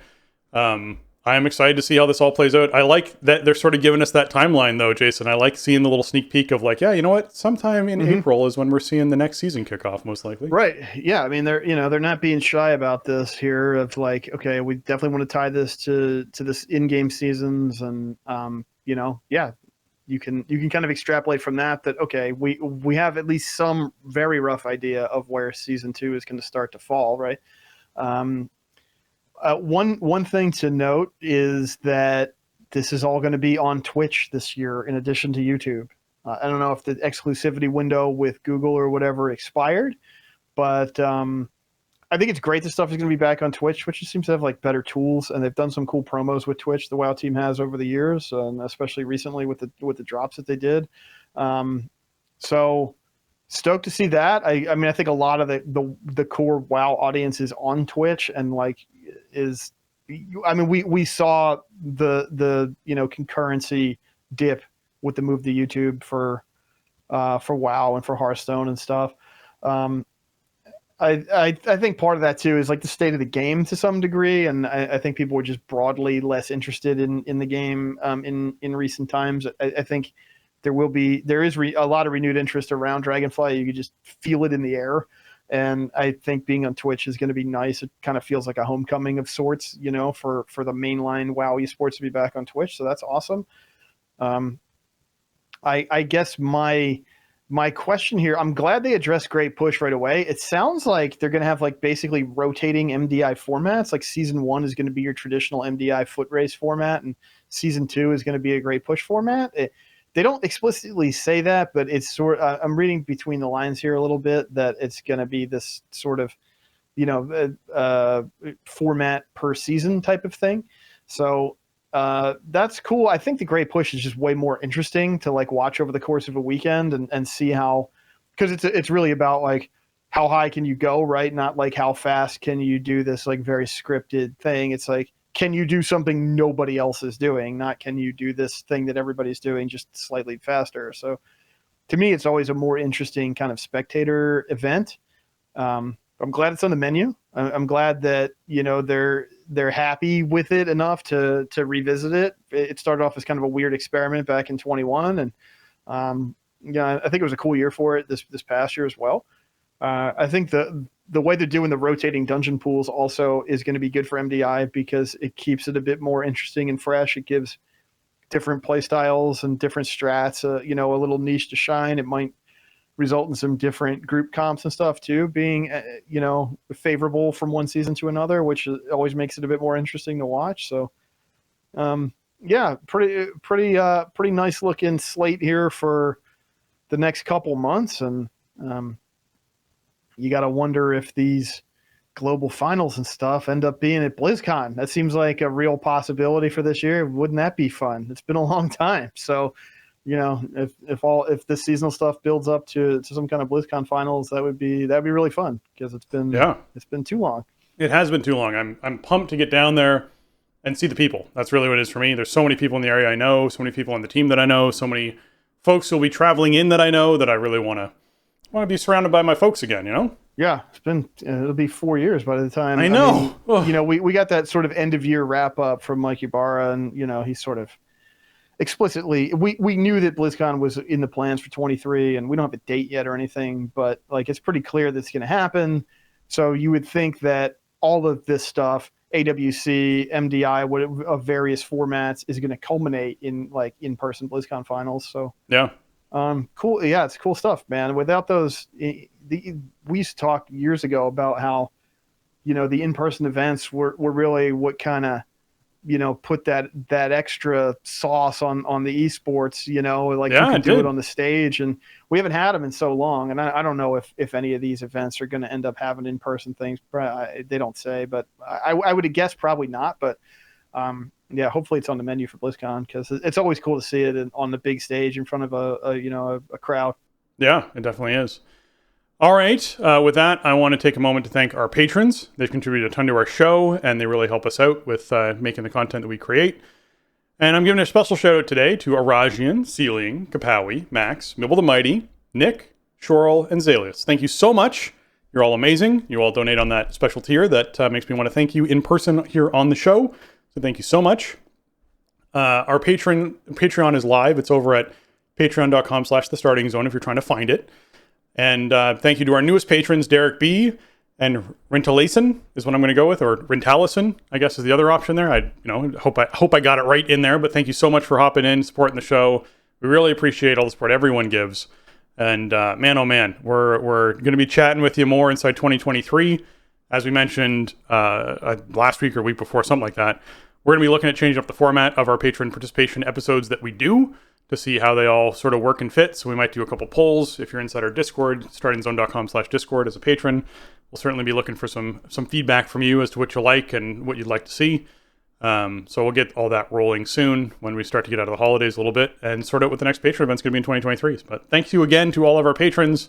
You're amazing, you're awesome, and you help us do all the fun stuff that we do here on the show. Absolutely. Welcome aboard, new patrons. Glad to have you, and thank you for the support. And thanks to everybody who's supported the show over the years, and it means a lot. It helps us tremendously to, keep the show at the level that we expect from ourselves and that you expect from us, and keeps it coming out on a regular basis and helps us afford to host all the archives and everything. So thank you so much for helping us out with the show. And yeah, if you have any suggestions for the Patreon program, please drop them in the Discord. Let's have a chat about it. We kind of want to mix up the format. We've had that reward tier for a long time with the monthly Q&A shows, and they've just kind of ended up being in a bit of a weird spot in terms of scheduling, in terms of participation, and we want to make sure that that you patrons are getting what you want out of the experience, of contributing to the show. And if there's some other way we can approach it, then we want to have that conversation. And we feel like the beginning of a new calendar year is the perfect time to have that conversation. So yeah, let us know what you're thinking. Yeah, there's not a lot off the table when it comes to it. It could be, hey, as opposed to doing a patron Q&A, you guys just accept patron questions that you'd read on the show when you have time on the show to read. What we really want is one extra episode a month. We want you guys to sit down, talk about a particular topic or something hot every month. That could be something that we look at. I don't know. There's a lot of different things out there that we could look at doing. Everyone seems to like the content that we create, and they seem to want more of it. And whenever we do things like we did last week, where it's like, hey, here's a 2.5 hour episode. This is a bit of a beast. We're not sure if you're going to like that. We get all this feedback being like, I wanted it longer. And you're like, oh, okay. I almost fainted by the end of it. But yeah, I mean, in the past, we've done stuff like community game nights and stuff. And those have been really fun, but they're very hard to schedule. And then participation can be all over the place, which can really derail the event. And that, that comes down to primarily scheduling and time zones and everything like that. And then also just be the nature of WoW as a game, and everybody kind of plays WoW in their own silo. It's not, it's not like a match-based game where it's like, oh, we could just play Heroes of the Storm or something all night. So, that has been kind of tricky in the past as well. But I mean, we're definitely open to suggestion. We want Patreon to be the best it can be, and for those of you who contribute to it to feel like you're getting value out of it and that you're getting something cool for contributing to the show. So, we're going to continue to have that conversation, and just drop us a line if you have any suggestions. Yeah, exactly. And if you folks have enjoyed listening to this episode of The Starting Zone, consider heading on over to your iTunes, your Apple Podcast, leave us that 5-star review. They really help out our show. They boost us up those charts, help more people find the show. And we got one here from Anikiko 2021 entitled Great Show. Says, just wanted to thank you guys for all you do. This show always has so much information and is always helpful. I started playing WoW at the end of 2018 and started listening to this podcast this year. I don't feel as lost when looking around for something that I should be doing or could be doing since listening to you guys. Thanks again, sincerely, Anikiko. Well, I am so glad that we've managed to help you out. I'm so glad you found the show this year. That's awesome. Thank you for being a new listener and enjoying the show. And thank you for leaving us that 5-star. They genuinely do really help out our show. So we always appreciate them. And if you guys want to leave us one, we'll gladly read it here live on the show. Yeah, thanks for taking the time to write in. I really appreciate it, and glad to hear that the show is providing you with some real benefit. I mean, there's a reason why we run all this stuff down and talk about some of this kind of minutia of sort of day-to-day and week-to-week WoW gameplay, and it's because there is a lot of nuance and there's a lot of stuff you could miss, and some of it is important or is just fun, and so we like to highlight that and let people know to keep an eye out for it. So glad you've been taking advantage of it, and glad to have you with us. Exactly. That's going to wrap up episode 558 of The Starting Zone. If you want to check out show notes for this episode or leave us a comment on the show, you can head on over to thestartingzone.com, the official website for the Starting Zone podcast. If you want to contact the show and leave us your feedback, you can reach out to us at thestartingzone@gmail.com, or reach out to us on Twitter or thestartingzone.com/Discord. You can just join our Discord channel and hang out there and chat with us there. If you want to get your hands on some TSC gear, you can find that over at TeePublic. That's teepublic.com/stores/thestartingzone, where you can check out all the sweet designs on shirts and mugs and stickers and all that kind of fun stuff. And Jason, where can folks find you on the internet? Best place to find me, as always, is over on Twitter. You can find me over there at Shieldwald, and you can also find me streaming WoW on twitch.tv/Shieldwald and youtube.com/Shieldwald. I've been kind of dropping the YouTube restreams because I've been having really weird performance issues inside the raid, so something's got to give at some point, but we'll fire it up tonight and see how it's feeling. But streams are usually Tuesday, Wednesday, Sunday night, 7:30 Eastern. And yeah, we'll be doing Vault of the Incarnates, we'll be doing Thundering Keys and all kinds of other stuff. So stop on by and come say hey. Yeah, and if you want to find me, you can find me on Twitter at Spencer_Downey. Or if you're, looking to toss a follow, you can do that over at twitch.tv/SpencerHD or over on YouTube at youtube.com/SpencerHD. And with that, for Jason and myself, we want to say thanks for listening, and jobs done.